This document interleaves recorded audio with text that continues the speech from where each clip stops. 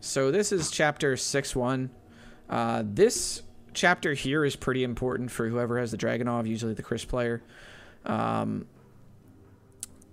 What you're going to do first is, for the inventory here, you have to just go ahead and sell your treasures. You want to go ahead and buy 2 rocket... Actually, no, you don't have to buy a rocket launcher yet. I'm sorry. Actually, no, you would buy the rocket launcher here. I'm mixing up my menus. I apologize. So, you go ahead and buy 2 rocket launchers here. And then you go ahead and take your Dragunov and upgrade its capacity one more time to refill it. Put it in your inventory, but don't put the rocket launcher in your inventory. You don't need it for this chapter, and that's all you have to do there. So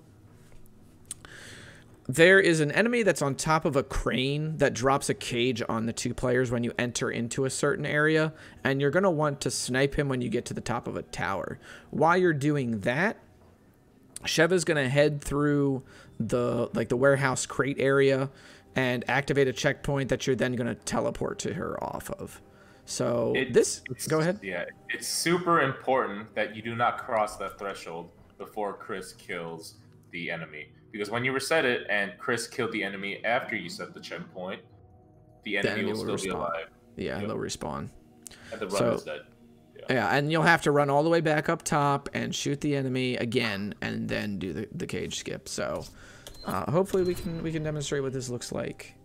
So. And when I say the run is dead, the run is dead. Like it'll be it's a 10-minute out of your way kind of deal. I wouldn't call it 10 minutes, but it's definitely a while. So. The run, if it ever happened in a game, I would stop the run right there.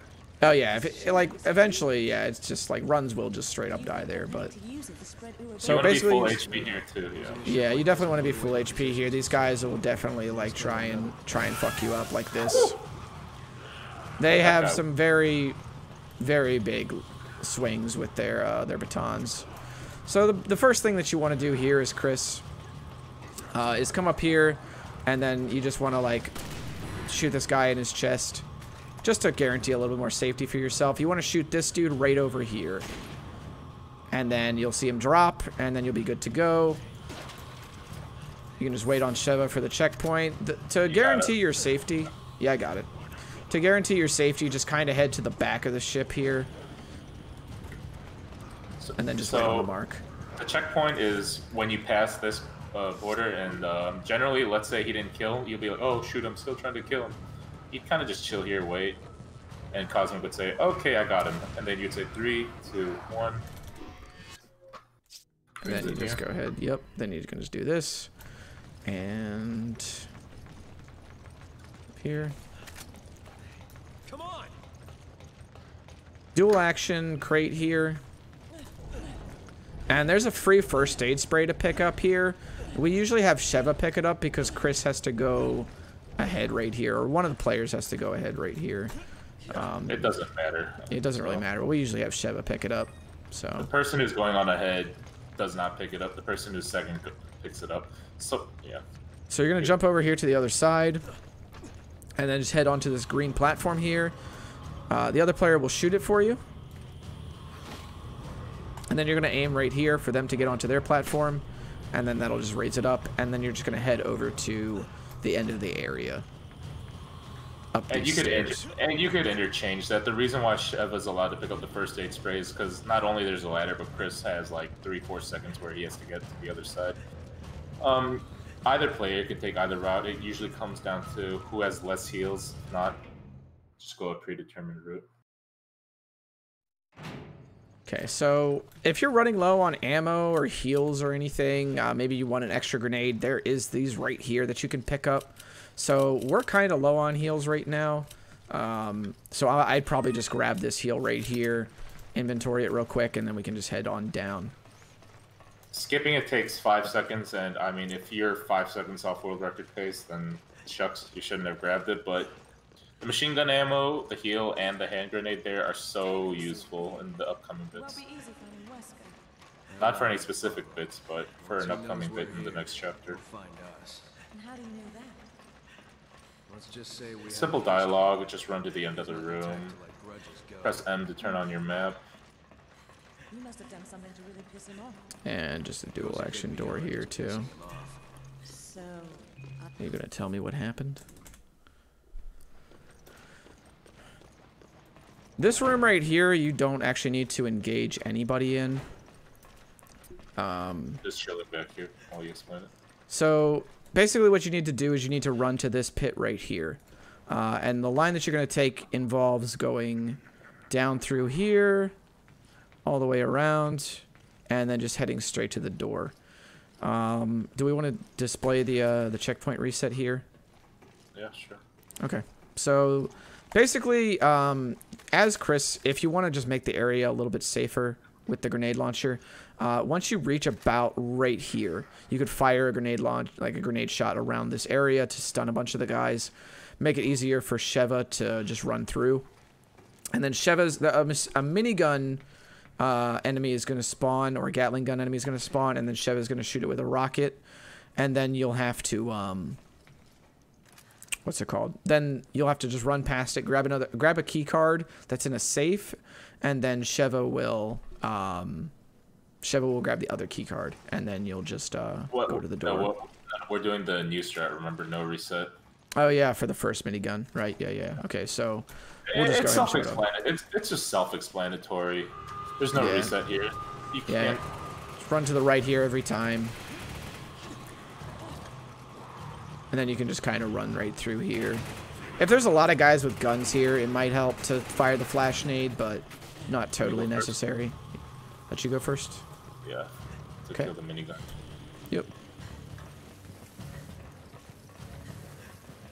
So an old strat was we would reset at the top of the ladder here to bring Chris up the ladder, but we're just like, why? So as a Sheva player, you're gonna quick aim, rocket. And you can just run on up here. Whoever's first will go to the safe right there and get the key card. Sometimes it's me, sometimes it's Chris. It's interchangeable. But that activates the checkpoint. We're gonna reset right there. That'll. I mean, it just seems like it's actually faster this way. So. Yeah. Oh, oopsie. Like I was talking about earlier, always left here on these doors. And then, boom. So. Here, there's going to be guys with rocket launchers. And if you're doing the strat that we talked about before, where you actually fire the rocket launcher at the enemies in the village. Oh my goodness, golly gosh. So, if you're doing the strat that we talked about in the village, or like the tribal islands, where you fire the rocket launcher for the other player in order to bring up the bridge and all that sort of thing. I believe that's chapter 3.1. So back in 3.1, you'll see that strat. This is the room where the Sheva player needs to determine whether or not they're going to need 2 of an item called Dead Bride's Necklace. 1 or 2 of an item called Dead Bride's Necklace. And Dead Bride's Necklace is a treasure that is valued at 5,000 each. 3,000. So 3,000 each. Okay. So, if you need 6,000 to get the final rocket for Sheva, then you're gonna pick up 2 of them. If you only need 3,000 to pick it up, then you'll pick up 1 of them. And if you don't need any, then you just won't pick up any at all. They're dropped from the enemies that have the rocket launchers in their hands. So. We'll show you like what they look like and just where they spawn usually. There's usually a couple of them. Well, the demos also dropped them too. But for Sheva, right, how you could tell is this is a new game file. I had 10,000 when I started this. You don't want to, since you're not resetting the checkpoint, when you start 6-1, you'll be wanting to look at how much gold you have and how many, since you are buying rockets. You'll need 30 rockets from 6-1 to the end of the game, so that's 30,000, right? I bought 2 rockets and I have 7,000 left over. So if you do the math, you just need to pick up 1 Bride's Necklace. But I generally pick up 2 just in case we need to buy a first aid or something. That generally is not the case, but I would always recommend picking up 2, if not 0. So as you could see, assuming I didn't have 10,000 here, I would only have 7,000 for my last rocket. You should be able to pick up or 1 or 2 at this point. If you failed this part and you still don't have enough rocket, there is a safety strat at the end of in the middle of 6-3 because, which I'll explain, we'll be getting more treasures there, and all you have to do is just buy a rocket at 6-3. It's a little bit slower, but that's just a backup strat. It's not too much of a time loss, maybe 5 seconds if that. So movement-wise, as soon as we jump down from the first platform, we're going to hug the cargo container in front of us, and that should leave us clear for the rest of the room. So we'll just demonstrate it. I'll just pick up 2, just to be safe. Yep. Okay. So go on through here. Let's escape. Jump down, hug the containers in front of you.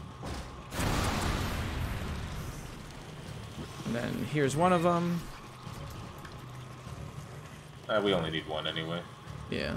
Sometimes there's more than 1, and sometimes this guy's chilling on the staircase, but you know.